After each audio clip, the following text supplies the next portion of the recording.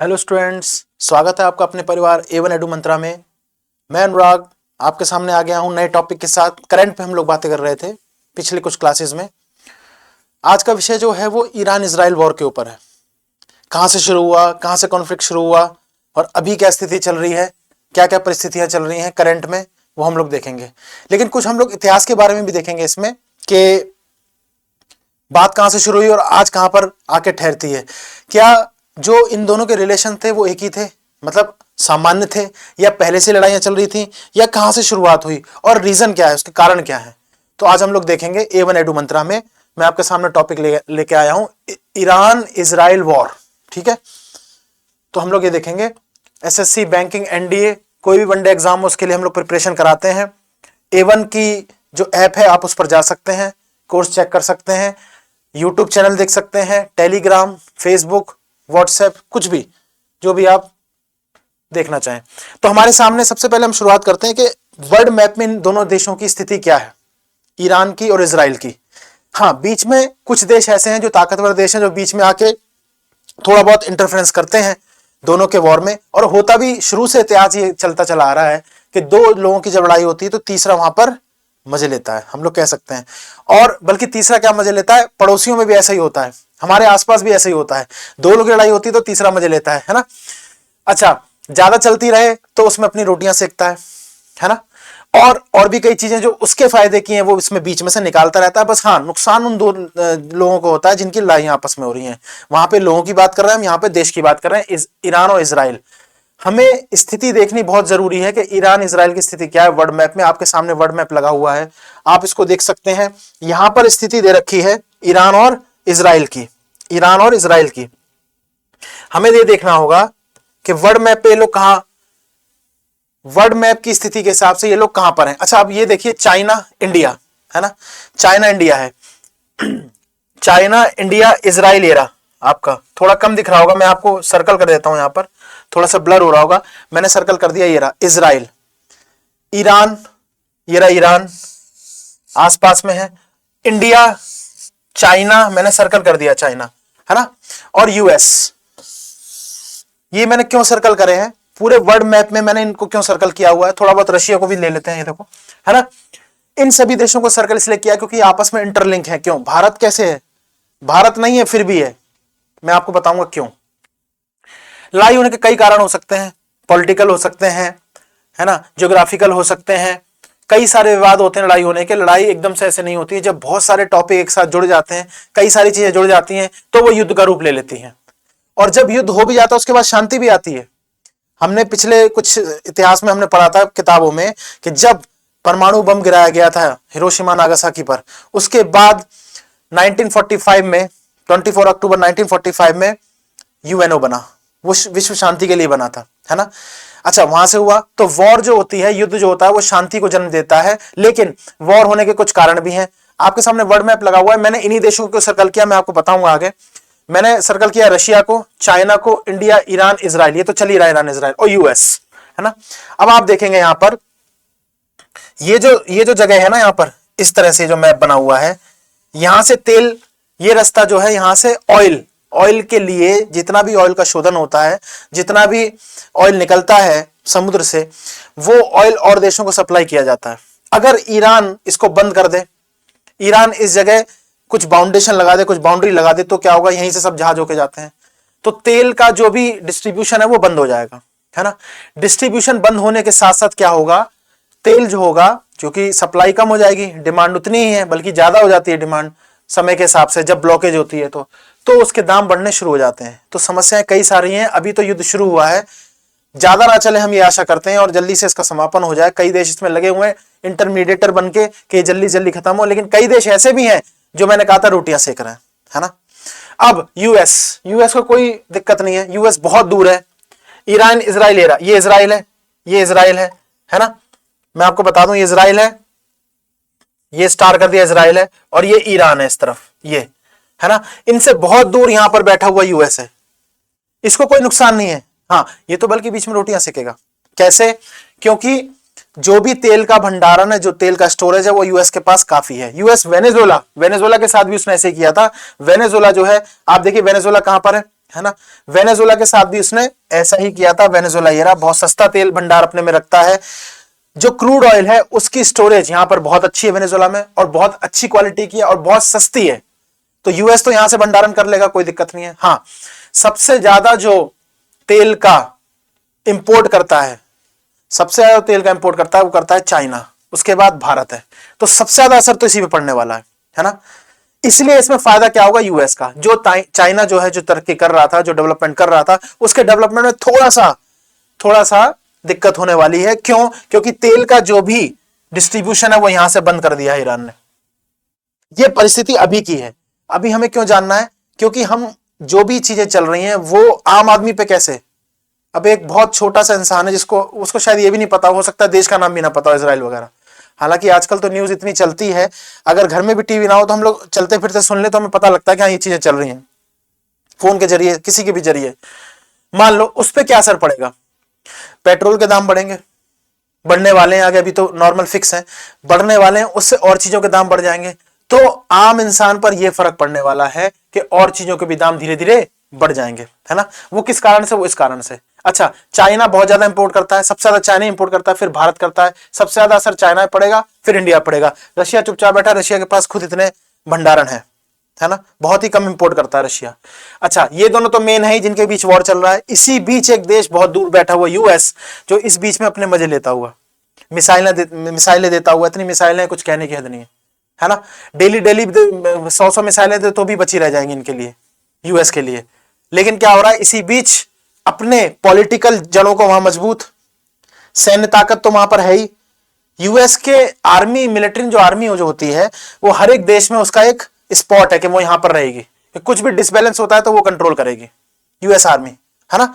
तो ये world map पे कंडीशन हो गई। आप यहां पे देखना, यहां पर जो है इजराइल और ईरान, ये इजराइल है, ये ईरान है, इंडिया, चाइना, रशिया, ये तो बहुत पैसिव है, इसके पास खुद ही इतने भंडारण है, इसको ज्यादा असर पड़ने वाला है नहीं, इसलिए शांत बैठा है। हाँ, असर चाइना को पड़ेगा इनडायरेक्टली, युद्ध लड़ रहे हैं तो वो देख रहा है, इंपोर्ट मेरा रुक गया है तेल का, है ना। भारत का भी ऐसे ही, और इधर बैठा हुआ यूएस, ये तो मजे ले ही रहा है। तो मजे कौन लेता है? जिसके पास पूरे रिसोर्स हैं, है ना, पूरा टाइम है लड़ाई देखने का, टेलीविजन पर लड़ाइयां चल रही हैं, हाँ कोई बात नहीं, हमारी चीजें तो आपके पास पहुंच जाएंगी, हम उसके पैसे ले लेंगे, आप लड़ते रहो। समझ रहे हो आप लोग? तो ये स्थिति चल रही है। नुकसान ज्यादा किसे होने वाला है? क्योंकि ईरान बहुत बड़ा तेल का इंपोर्टर है, और यहां पर रिसोर्स भी है ना तेल के। जिस रास्ते से तेल होके जा रहा है, इस रास्ते से होके जा रहा है, ये वाला, ये जो समुद्र का पार्ट है, ये वाला, यहां से इसने ब्लॉक कर दिया है। 300 से ज्यादा, बल्कि मैं कहूंगा 500 कुछ करके इतने जहाज वहां पे रुके हुए हैं, वो आगे जा ही नहीं पा रहे हैं, ईरान ने ब्लॉकेज कर दिया। उसका असर धीरे धीरे पता लगेगा। पेट्रोल के दाम बढ़ेंगे, ट्रांसपोर्टेशन बढ़ेगा, ट्रांसपोर्टेशन महंगा हो जाएगा तो और चीजें महंगी हो जाएंगी, क्योंकि ट्रांसपोर्टेशन के थ्रू ही आवागमन होता है, इधर उधर जाती हैं, तो इसलिए चीजों का असर पड़ेगा। ये आम जनता पर पड़ने वाला है, समझ रहे हैं ना। भारत के पास, मैं आपको बता दूं, भारत के पास, थोड़ा सा आपसे बातचीत कर रहा हूं, फिर आगे स्लाइड देखेंगे। अभी की स्थिति समझना बहुत जरूरी है, इसलिए मैं आपसे बातें कर रहा हूं। भारत के पास 75 दिन का तेल भंडारण बचा हुआ है। अगर कोई भी कुछ नहीं देगा, भारत इंपोर्ट करता है, कितना भी परसेंट इंपोर्ट करता है, किसी भी देश से करता है, अगर वो बिल्कुल बंद कर दे तो 75 डेज के लिए, मैंने कितना बोला? 75 डेज के लिए, 75 डेज के लिए भारत के पास भंडारण है। लेकिन आफ्टर दैट, उसके बाद क्या होगा? उसके बाद ये होगा कि फिर जो भंडारण होगा वो हो जाएगा खत्म, और उसके दाम बढ़ जाएंगे और दिक्कतें आना शुरू हो जाएंगी, है ना। 75 दिन का ब्लॉकेज जो रखा हुआ है, और भी एक्स्ट्रा है, 10-15 दिन का और एक्स्ट्रा रखा जाता है कि ये खत्म हो जाए तो, और जब बहुत ही ज्यादा इमरजेंसी आ जाए। लेकिन मान लो कि पूरा ही खत्म हो जाए, 15 दिन का और है इसमें, 15 प्लस करके 90 दिन मानते हैं इसको, 15 प्लस करके 15 डेज, 90 दिन का खत्म हो जाएगा भंडारण, तब क्या होगा? तब बहुत तगड़ी दिक्कत होने वाली है। तो इस वॉर का असर तब हमें पता लगेगा। अभी तो हम न्यूज में सुन रहे हैं Iran Israel war, war war war चल रहा है। फर्क तब धीरे धीरे पता लगेगा, फिर आम आदमी तक चीजें पहुंच जाएंगी, पहुंची अभी भी हैं लेकिन धीरे धीरे, है ना। इसी से महंगाई बढ़ती है, इसी से सब चीजें होती हैं और असर पड़ता है, ठीक है। तो वर्ल्ड मैप में ये है। चाइना के क्यों मैंने सर्कल किया? भारत के संदर्भ में मैंने आपको बता दिया, 75 डेज प्लस 15 डेज, ये उसका ऑयल जो भंडारण है, जो तेल का जो भंडारण है वो है इमरजेंसी के लिए। चाइना तो बहुत ज्यादा इंपोर्ट करता है, चाइना तो 60 to 65 to 70% अपना इंपोर्ट कर देता है। अब वो बंद हो जाएगा तो क्या होगा? बहुत तगड़ी होने वाली है। इसके पास भंडारण भी भारत से कम है, चाइना के पास। ठीक है, तो इसलिए क्या होगा, ये दिक्कतें आने वाली हैं। यूएस बीच में से मिल रहा है, यूएस के पास भंडारण भी है।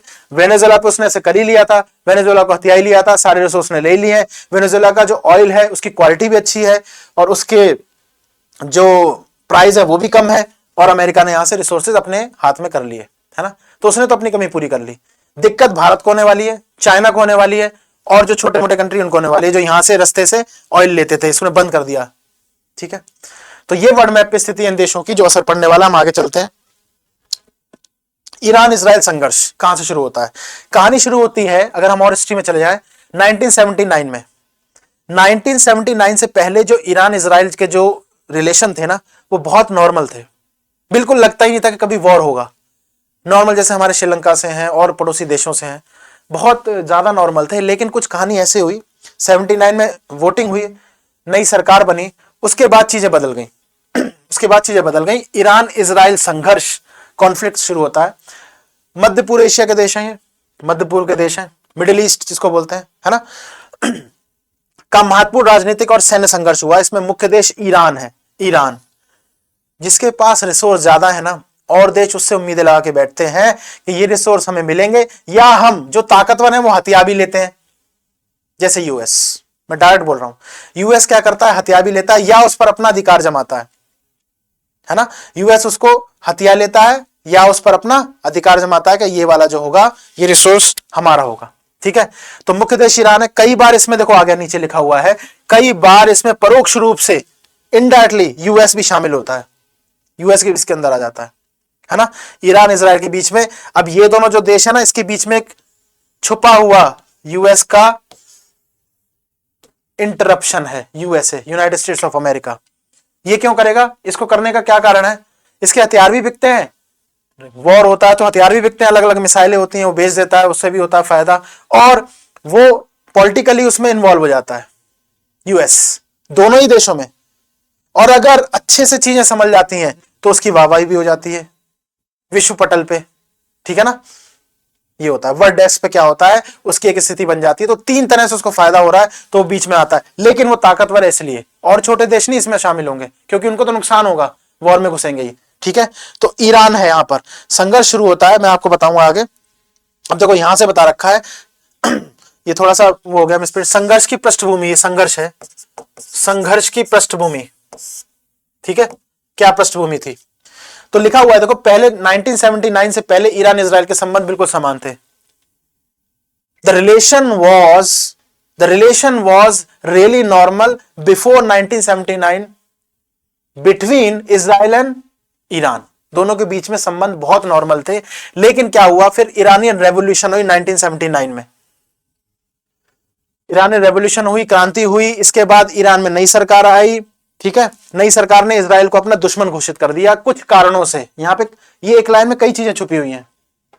दुश्मन घोषित क्यों कर दिया, उसके कई कारण थे, कई छुपे हुए कारण है। ठीक है, क्या लिखा है, ईरान ने, नई सरकार ने इजराइल को अपना दुश्मन घोषित कर दिया। अब दुश्मन कोई ऐसे घोषित नहीं कर देता है कि तू मेरा दुश्मन है, तू मेरा दोस्त नहीं है, तेरे को मैं एक दिन देख लूंगा। इसके कुछ कारण होते हैं, इनडायरेक्ट कारण होते हैं। कैसे?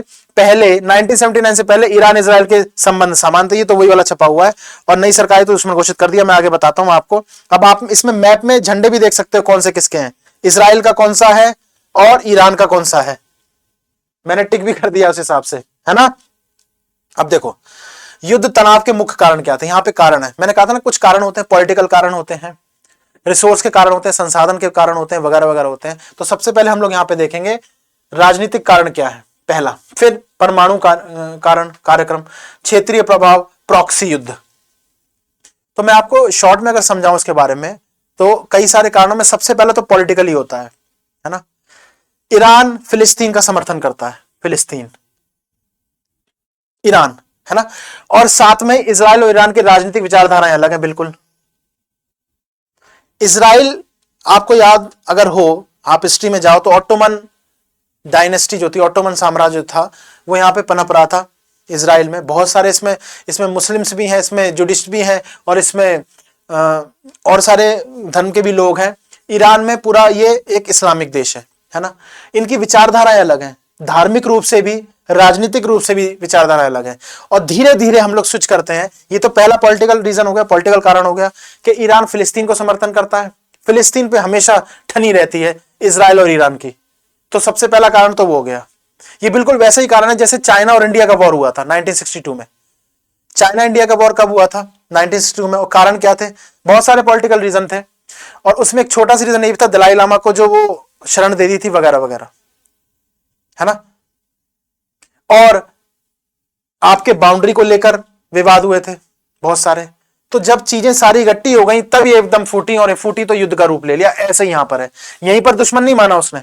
चलो फिलिस्तीन को समर्थन रहता है, कोई बात नहीं, थोड़ी बहुत दुश्मनी होगी, चलती है, धीरे धीरे सब सामान्य हो जाता है, लेकिन विचारधाराएं भी अलग है। दूसरा यहां पर परमाणु कार्यक्रम, ईरान न्यूक्लियर कार्यक्रम के लिए बहुत अग्रसर था उस समय। अमेरिका के लगातार मना करने पर भी उसने ये किया। और अमेरिका की बात जो नहीं मानता है ना, तो वो संगठन से निकाल देता है, देश निकाला दे देता है, दुनिया से निकाला दे देता है ऐसे, क्योंकि सबसे ताकतवर देश है अभी। ईरान न्यूक्लियर प्रोग्राम विकसित कर रहा है, बिल्कुल कर रहा है, ठीक है। इजराइल को डर है कि इससे उसकी सुरक्षा को खतरा हो सकता है। इजराइल को, ईरान में अभी भी, इजराइल में अभी भी कई सारी ऐसी टेक्नोलॉजी हैं, जो नई नई मिसाइलें उसके पास हैं। वो टेक्नोलॉजी बहुत बड़े बड़े देशों के पास है मिसाइल के तौर पर। ईरान न्यूक्लियर प्रोग्राम विकसित कर रहा है, इजराइल को डर है कि उससे उसकी सुरक्षा को खतरा है।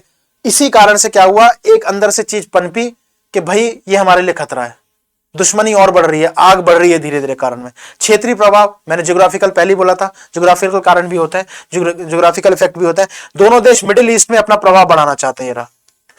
मिडिल ईस्ट के जो छोटे छोटे देश हैं, हर इंसान क्या होता है, अपने आप को ताकतवर इंसान बनाना चाहता है सामने वाले से ऊपर, कि मैं फर्स्ट रहूं, सेकंड ना रहूं।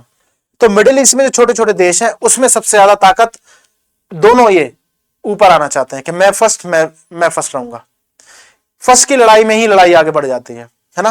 पॉलिटिकल रीजन से क्या हुआ, फिलिस्तीन को सपोर्ट करता है ईरान, फिलिस्तीन का से ठनी हुई है इजराइल की, वहां से हो गया। दोनों की राजनीतिक विचारधाराएं अलग है ना, सोच बिल्कुल अलग है, पॉलिटिकल थॉट्स बिल्कुल अलग है।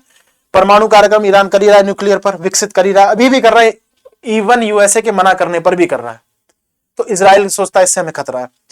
ज्योग्राफिकल अगर आ जाए तो ज्योग्राफिकल में क्या है, मिडिल ईस्ट में वो फर्स्ट होना चाहता है ना। प्रथम की लड़ाई है कि मैं पहला, मेरे पास रिसोर्स हैं। ईरान के पास पेट्रोलियम के बहुत जबरदस्त रिसोर्स हैं, बहुत सस्ता अच्छा पेट्रोलियम ईरान ही देता है सबको। भारत भी बहुत इंपोर्ट करता है ईरान से, ठीक। और फिर क्या हुआ, प्रॉक्सी युद्ध, युद्ध ना होते हुए भी युद्ध है, क्योंकि ईरान कुछ संगठनों को समर्थन करता है, हिजबुल्लाह और हमास, ये दो संगठन है ना। लेकिन इजराइल इनके खिलाफ है, ये संगठन इजराइल के खिलाफ है, मतलब ये संगठन इजराइल के खिलाफ है। इजराइल के खिलाफ हो गए तो अपने आप दुश्मन हो गए। अब वो दुश्मन हो गए, उनको सपोर्ट कर रहा है ईरान, तो ईरान की दुश्मनी सीधे इजराइल से हो गई। तो ये कारण है आपके सामने, है ना। तो ये स्लाइड में आप इसको नोट कर सकते हो, पॉज करके स्क्रीनशॉट ले सकते हो एज पर योर विश। अच्छा, स्लाइड के परिणाम क्या हुआ, मिडिल ईस्ट में राजनीतिक अस्थिरता, मिडिल ईस्ट में राजनीतिक अस्थिरता आ गई है, कई देशों की भागीदारी हो गई है, वैश्विक सुरक्षा और तेल बाजार पर प्रभाव, ये बहुत इंपॉर्टेंट है। क्यों? क्योंकि इसका प्रभाव पूरी दुनिया पे पड़ने वाला है, इवन नॉट इवन इंडिया और not even I am talking about China, but the effect of this war falls on the whole world. लेकिन कुछ ऐसे देशों पे नहीं पड़ेगा जिनके पास पहली रिसोर्स है, यूएसए। एक कहावत है कि बड़ी मछली छोटी मछली उखाती है, तो उसको इतनी ताकतवर हो गई है कि आप उसके सामने कुछ भी कहो, वो क्या करेगी, उसके पास हर चीज का तोड़ है, क्योंकि इसके पास पावर ही इतनी है। युद्ध में चले जाओ तो युद्ध के लिए है, रिसोर्स में चले जाओ तो रिसोर्स के लिए है, सबके लिए उसके पास है ना। मिडिल ईस्ट में राजनीतिक स्थिरता क्या होता है, पॉलिटिकल डिसबैलेंस हो जाता है मिडिल ईस्ट में। मिडिल ईस्ट के दो देश ईरान इजराइल, इनकी वजह से और देशों में भी तनाव आ जाता है, कई देशों की भागीदारी हो जाती है, यूएसए की हो गई है ना। हाँ, भारत इसमें अगर इंटरेस्ट दिखाता है तो भारत एक बहुत अच्छा पक्ष लेके अपना आ सकता है। भारत हमेशा से इंटरमीडिएटर का काम कर रहा है, वो दो देशों को मिलाने का ही काम करता हुआ आ रहा है। कभी उसने वॉर कराया नहीं है, वॉर को बल्कि सुलझाया ही होगा। हमारी ये टेंडेंसी है, हमारा ये इतिहास है, तो भारत ऐसा काम करता है। तो यहां भी भारत बहुत अच्छा रोल कर सकता है। जो मैंने कहा ना कि और देशों की भागीदारी, उसमें यूएसए जो हो रहा है, यूएसए अपना बिल्कुल पॉलिटिकल कैपिटल, मतलब पूंजीवादी है ना, और चीजों का फायदा देखते हुए उसको कोई मतलब नहीं है, अगर युद्ध हो रहा है तो होता रहे, साल भर चलेगा तो चलने दो, कोई दिक्कत नहीं है। अभी हमने देखा था रूस और यूक्रेन वाला, है ना। वैश्विक सुरक्षा, वर्ल्ड सिक्योरिटी के मामले में यह बहुत ज्यादा खतरा है। और तेल बाजार पर प्रभाव बिल्कुल होगा। ईरान एक गढ़ है तेल का, क्रूड ऑयल का, वहां से ऑयल निकल रहा है, जाने कितने देशों को दे देता है वो। अगर आप ऊपर से गिनती करते हुए चलो तो 57 ऐसे कंट्री है जिनको वो देता है ईरान। अब सोचो एकदम से ब्लॉक कर देगा तो होगा क्या। 500 के करीब कुछ जहाज जो वहां पे फंसे हुए हैं, जिनको वो आगे जाने नहीं दे रहा है, ठीक है ना, गल्फ ऑफ हनास के आसपास से, वो जो रास्ता मैंने बताया था समुद्र के आसपास, वो आगे जाने नहीं दे रहा। तो उससे क्या होगा, ब्लॉकेज हो जाएगी, डिमांड उतनी है, सप्लाई कम हो जाएगी, तो रेट उसके बढ़ जाएंगे क्रूड ऑयल के, है ना, प्रति बैरल जो आता है न्यूज में आता है। और उसके रेट बढ़ने से क्या होगा, और चीजों के रेट बढ़ जाएंगे। तो ये इफेक्ट पड़ने वाला आम जनता पर, इस युद्ध का प्रभाव, है ना। मैप में समझाया था मैंने आपको इजराइल और इसका पूरा, है ना, ईरान इजराइल का, फिलिस्तीन क्षेत्र है, लेबनान। अच्छा, लेबनान वैसे कोई इशू नहीं है, लेकिन हिजबुल्लाह जो है इस पर सक्रिय है, और ये इजराइल को अपना दुश्मन मानता है ना, ये होता है। तो ये स्लाइड आप इसको नोट कर सकते हैं, स्क्रीनशॉट ले लेते हैं एज पर योर विश। तो मैं आपको ये बता रहा था ईरान इजराइल वॉर के बारे में थोड़ा सा। तो इसमें आप एक चीज ध्यान देके चलेंगे, जैसा मैंने आपसे कहा कि इसमें ईरान है ना, इजराइल है, इसमें इंटरमीडिएटर यूएसए है, यूएसए है। ईरान जो है, ईरान ने अपने न्यूक्लियर प्रोग्राम करे, यूएसए ने इसको मना किया, ईरान नहीं माना, है ना, ईरान नहीं माना। और इससे यूएसए ने इनडायरेक्टली इजराइल से कहा कि आपको खतरा है न्यूक्लियर से, तो हम आपको सपोर्ट करेंगे। यूएसए ने इजराइल को सपोर्ट किया। ईरान इनडायरेक्टली यूएसए का भी दुश्मन हो गया। और यूएसए का दुश्मन क्या, यूएसए तो किसी भी देश को अपने फायदे के लिए वो कर सकता है, क्योंकि वो ताकतवर देश है, उसके पास रिसोर्स हैं, काफी चीजें हैं। तो यूएसए की तो टेंडेंसी शुरू से रही है, वेनेजुएला के साथ भी ऐसे ही हुआ था, और अब ईरान और इजराइल के बीच में वो ऐसी रोटियां सेकता है ना। उसको कोई ज्यादा नुकसान होने वाला है नहीं। जहां पे लोगों का लाखों का नुकसान हो रहा है, उसका 5-10 रुपए का नुकसान हो गया तो कोई दिक्कत नहीं है, नुकसान वो भी नहीं है उसका। एग्जाम्पल के तौर पर मैं बता रहा हूं आप, है ना। अच्छा, इसमें एक बहुत इंटरेस्टिंग चीज है, अगर इसमें इंडिया बीच में आता है ना, इंडिया बीच में आता है तो बहुत अच्छा रोल कर सकता है। मैं आपको इससे एक कंक्लूजन निकाल के दे रहा हूं, अगर भारत सरकार यहां पर इंटरमीडिएट का काम करे बीच में तो बहुत अच्छा रोल कर सकती है। लेकिन अभी कॉन्फ्लिक्ट इतना ज्यादा बढ़ गया है कि एकदम से युद्ध रोकना बहुत टेढ़ी खीर समझ में आ रही है। लेकिन भारत कुछ देशों के साथ मिलकर ऐसा कर सकता है। अब यहां से क्या टॉपिक निकल के आया, यहां से टॉपिक निकल के आया कि अगर भारत कुछ देशों का ग्रुप कर ले, है ना, कुछ देशों का क्या कर ले, ग्रुप कर ले, और ग्रुप के साथ ही साथ इंटरमीडिएटर का काम करे, समझाने का काम करे, तो शायद यहां पर कुछ प्रभाव हो सकता है, धीरे धीरे कम हो, एकदम से बंद नहीं होगा, क्योंकि इतना प्रभाव नहीं है, युद्ध का प्रभाव इतना ज्यादा है कि कोई समझाएगा तो समझ में नहीं आ रहा है। दो लोग बहुत बुरी तरह से एक दूसरे के दुश्मन बने हुए हैं, लड़ रहे हैं। हमारे आसपास ही देख लो, समझाते हैं, कई बार लोग समझाते हैं आसपास के, नहीं समझ में आता है। हाँ, धीरे धीरे समझ में आता है जब चीजों को धीरे धीरे समझाते हैं, क्योंकि धीरे धीरे दुश्मनी बढ़ी, धीरे धीरे ही कम होगी। कैसे, क्षेत्र था, क्षेत्र के ऊपर लड़ाई, तेल के ऊपर लड़ाई, न्यूक्लियर के ऊपर लड़ाई कि हमें खतरा है, दोनों देश। ईरान ने न्यूक्लियर की प्रोसेस छोड़ी नहीं, और इजराइल को लगा कि ये हमारे लिए खतरा है ना। और सारे हिजबुल्लाह हो गया, हमास हो गया, इसको वो क्या कहते हैं, सपोर्ट करता है, और इजराइल इनको दुश्मन मानता है, तो इनडायरेक्टली इजराइल ईरान का दुश्मन हो गया। तो वहां से 1979 से चीजें चलती हुई दुश्मनी इतनी बढ़ गई कि उधर 21 साल और इधर 26 साल। अब आप खुद देख लो, 47-48 साल हो गए, और तब से दुश्मनी अब पनप के आ रही है। तो ये वॉर का रूप ले लिया इसने डायरेक्ट, अब लड़ाई हो रही है। अब इतने साल की जो चीजें इकट्ठी हुई है ना, उसको धीरे धीरे खत्म करने के लिए मैं इसका एक रास्ता ऐसे ही चाहता हूं कि ऐसा निकले। बहुत बड़ा इशू नहीं है, खत्म हो जाएगा। लेकिन अगर ये लगातार चलता रहा तो वही वाला था ना, वर्ल्ड सिक्योरिटी को खतरा है, छोटे छोटे देशों को खतरा है, और ऐसे देशों को खतरा है जो इंपोर्ट करते हैं तेल वगैरह बहुत ज्यादा ईरान से, जिनके पास अपने भंडारण है वो तो चल रहे हैं, कोई नहीं। तो क्या किया जाए, भारत को और देशों के साथ बातचीत करके इसमें इंटरमीडिएटर का रूप लेना चाहिए मेरे हिसाब से, और इस पर कुछ ना कुछ प्रभाव जरूर पड़ेगा, चाहे वो रशिया के साथ हो, चाहे किसी के भी साथ हो, क्योंकि बहुत नुकसान भारत को होने वाला है और चाइना को भी होने वाला है। यहां से एक चीज निकल के आती है कि भारत चाइना के साथ टाई अप कर सकता है, दोनों हाथ मिला सकते हैं। ये मैंने यहां से एक कंक्लूजन निकाला है। मेरा ये मानना है कि अगर भारत चाइना एक प्लेटफॉर्म पे बैठे, और इवन रशिया, हालांकि ऐसा बहुत, क्योंकि पॉलिटिकल कई कारण है ना, चाइना वैसे भी पॉलिटिकली भारत से थोड़ा कटा हुआ रहता है, क्योंकि जैसा मिडिल ईस्ट में था नंबर 1 का, ऐसे एशिया में भी नंबर 1 का है, भारत नहीं है। भारत ने कई चीजें दे दी हैं, चाइना ये मानता है कि हम नंबर 1 है एशिया में, है ना। तो भारत, चाइना और रशिया, भारत, चाइना और रशिया ये आपस में मिलकर क्या कर सकते हैं, टाई अप करके इस वॉर में कोई ना कोई इंटरमीडिएटर का काम कर सकते हैं, इसको ठंडा कर सकते हैं। ये जो आग पनप रही है, इसको बहुत, इसमें घी डालने का नहीं, इसको बंद करने का काम कर सकते हैं। ये जो आग निकल रही है, ये आग भड़काई जा रही है और देशों के द्वारा, यूएसए इसको बंद करने की कोशिश नहीं करेगा, क्योंकि उसको इससे कुछ कुछ फायदे भी हैं, है ना, उसकी जड़ें मजबूत होंगी। इसको कम करने का या बंद भी करने का काम यही देश कर सकते हैं। भारत अकेला करेगा, ठीक है, अगर यहां पर और देश भी आते हैं तो यहां से चीजें निकल के आती है कि मैत्री संबंध भी बढ़ेंगे, है ना, फ्रेंडली रिलेशनशिप भी बनेंगे, और ज्यादा है भी, और ज्यादा अच्छे हो जाएंगे। भारत चाइना, और भारत चाइना मिलकर करेगा, दोनों पावरफुल देश हैं, तो बात समझी जाएगी और प्रभाव भी होगा, उसका इफेक्ट भी होगा। इवन इंक्लूड रशिया भी अगर आ जाता है, अगर ऐसा हो जाएगा तो मजा आ जाएगा।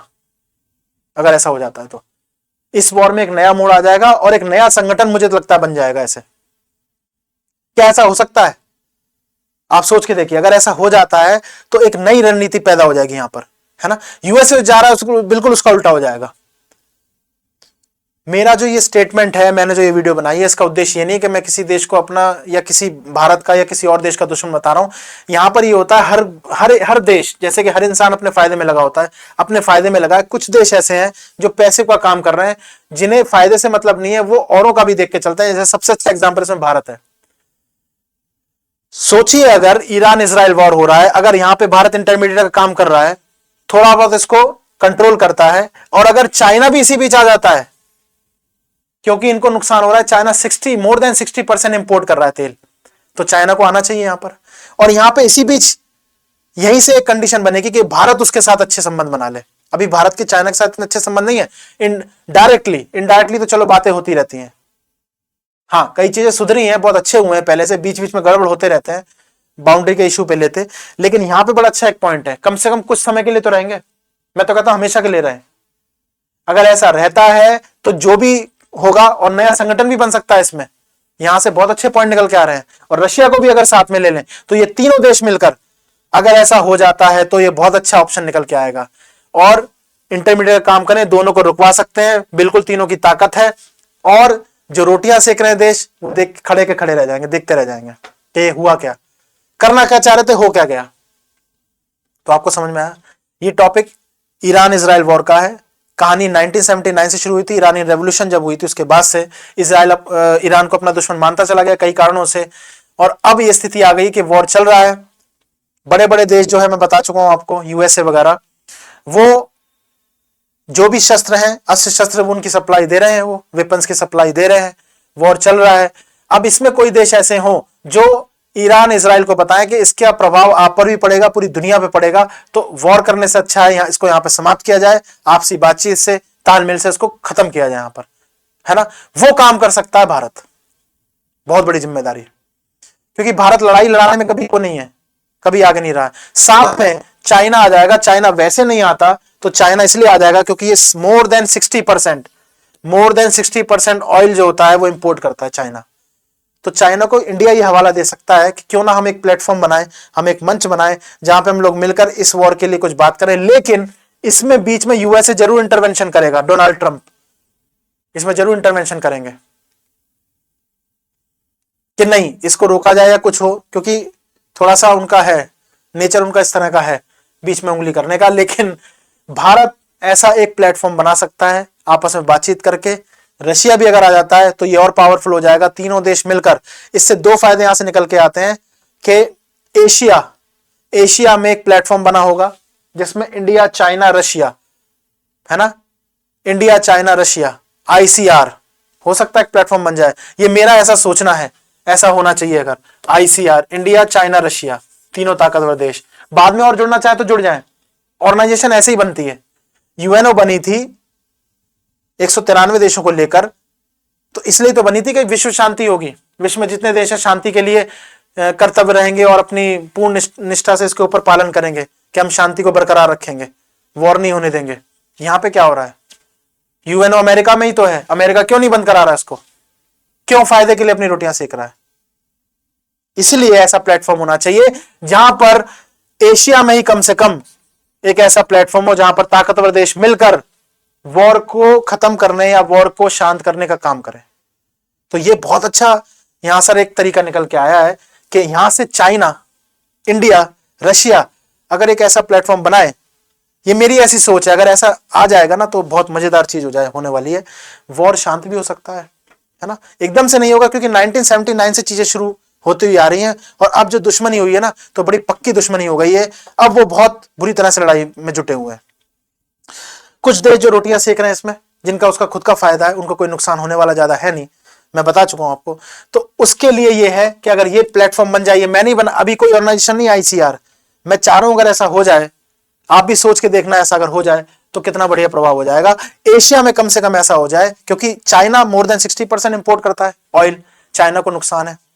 भारत ये समझा सकता है कि हम लोग मिलकर अगर हम प्लेटफॉर्म बनाएं और इस बीच में, युद्ध के बीच में इंटरमीडिएटर करें, बीच में थोड़ा सा माध्यम का काम करें, बीच में रोकने का या बंद करने का, धीरे धीरे रोकने का, एकदम से तो रुकेगा नहीं क्योंकि दुश्मनी बहुत पहले चलती चले आ रही है। तो ये बहुत अच्छा विकल्प निकलने वाला है। साथ में रशिया को भी लेने के लिए, रशिया के पास तेल के भंडार हैं, लेकिन इन दोनों को बहुत नुकसान होने वाला है। आम जनता को तब पता लगेगा जब तक चीजें बहुत ज्यादा आगे बढ़ जाएंगी, फिर एकदम से रेट जो है दाम वो ऊपर भागेंगे। तो ये एक प्लेटफॉर्म मेरे हिसाब से अगर आईसीआर बन जाता है और देश जुड़ सकते हैं इसमें, तो एशिया में एक बहुत अच्छा प्रभाव छोड़ेंगे और इस युद्ध में, इस युद्ध को कम करना, बंद करने का भी काम कर सकते हैं। और जो देश अपनी रोटियां सेक रहे हैं उन्हें कोई फर्क नहीं पड़ता है क्योंकि बड़ी मछली छोटी मछली खाती है, तो उनका भी इलाज हो जाएगा। और इसलिए मैं कह रहा हूं प्लेटफॉर्म का, क्योंकि भारत अपनी तरफ से पहल करेगा तो कर सकता है, पहल कर भी रहा है, लेकिन उतना प्रभाव हो नहीं रहा है क्योंकि और देश को ज्यादा प्रभाव है। तो इसलिए चाइना को भी ले सकता है। दो फायदे यहां से हुए, मैत्री संबंध, जो फ्रेंडली रिलेशनशिप है चाइना के साथ, वो और ज्यादा मजबूत होंगे। और जो विषय दोनों का म्यूचुअल विषय है, म्यूचुअल सब्जेक्ट है, उस पर दोनों मिलकर बात करेंगे, वॉर शांत होगा।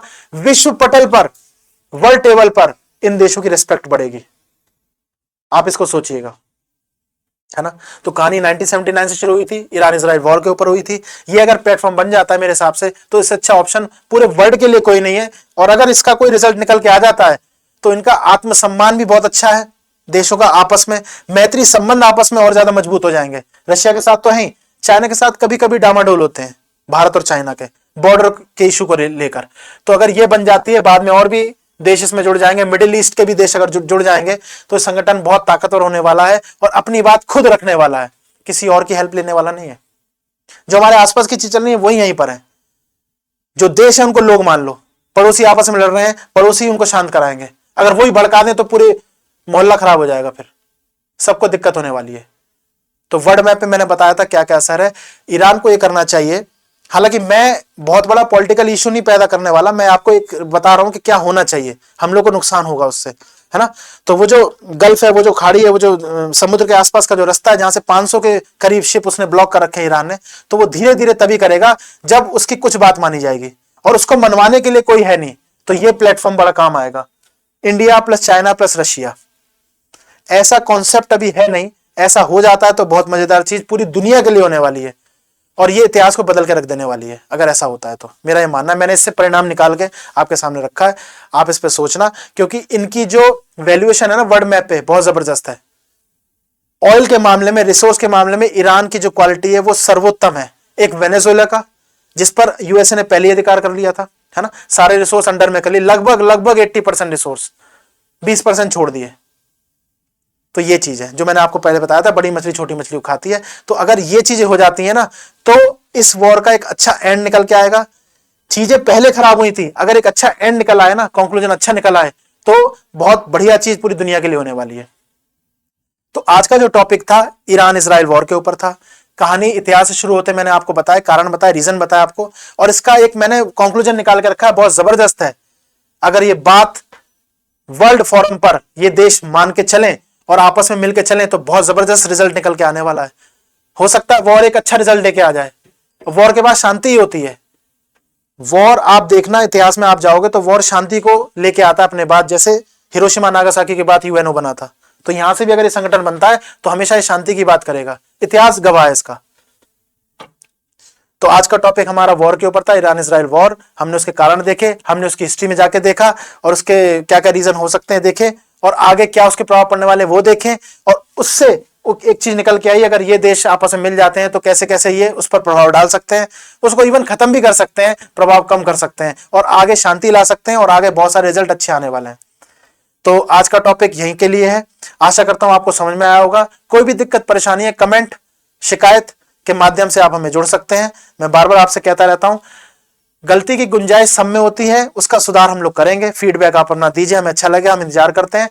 करंट के टॉपिक में आपके सामने लेके आया हूं, अच्छे अच्छे टॉपिक लेके आऊंगा। इसको करंट से जीएस, यही होता है जीएस, यहीं से। अब ईरान का जो भी वर्ल्ड मैप पे जो भी स्थिति है वो आ जाएगी, कहां पे होता है। इजराइल के ऊपर कई सारी चीजें आ जाएंगी। यही सब वनडे एग्जाम में फिर आ जाता है, पुटअप हो जाता है कि बच्चा अवेयर है कि नहीं अवेयर है, उसके आसपास क्या हो रहा है ना। इसको आप पढ़ते रहिए, मजे से करते रहिए, और भी चीजें साथ में चलती रहेंगी। नए नए टॉपिक के साथ आपके सामने लाता रहूंगा, जो भी कंफ्यूजन उसको दूर करते रहेंगे। मिलते हैं नेक्स्ट क्लास में नेक्स्ट टॉपिक के साथ, तब तक के लिए नमस्कार।